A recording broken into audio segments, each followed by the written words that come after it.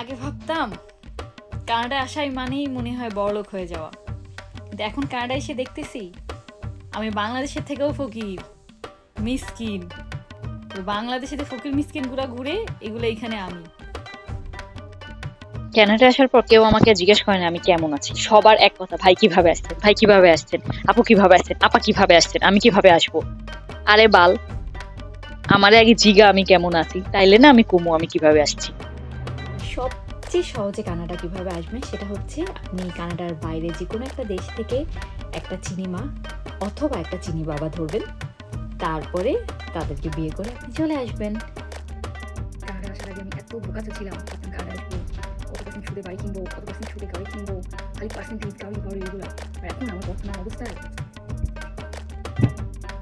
আমি খালি দেখি কোনটা কত পার্সেন্ট, কোন পার্সেন্ট থেকে কোন পার্সেন্টে আমি চলে আসছি।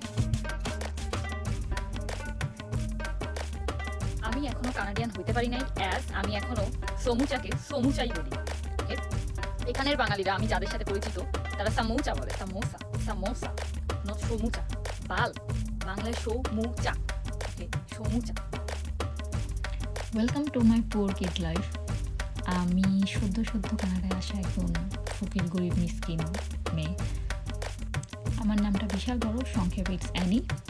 ওকে, আমি সবসময় ভাবতাম আমি কন্টেন্ট বানাবো, বাট গেস হোয়াট, আমার কাছে কোনো কন্টেন্ট নাই। তাই ভাবলাম যেহেতু কন্টেন্ট বানাইতে চাই, সো ওয়াই নট বানাই, যা আছে তাই বানাই, কিছুই নাই তাও বানাবো, হু কেয়ার্স ম্যান।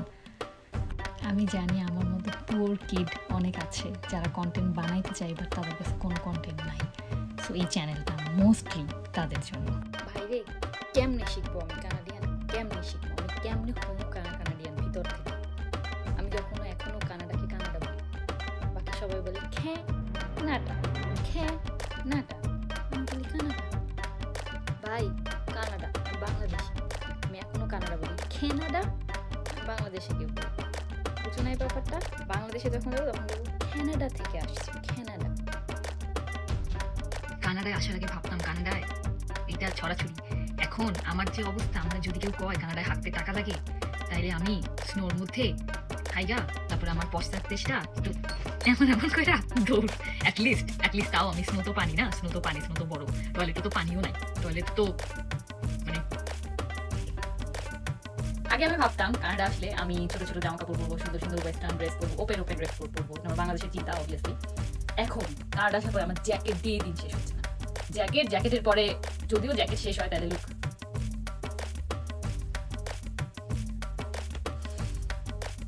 মানুষ আমাকে জ্ঞান দেয় মদ খাওয়া ভালো না।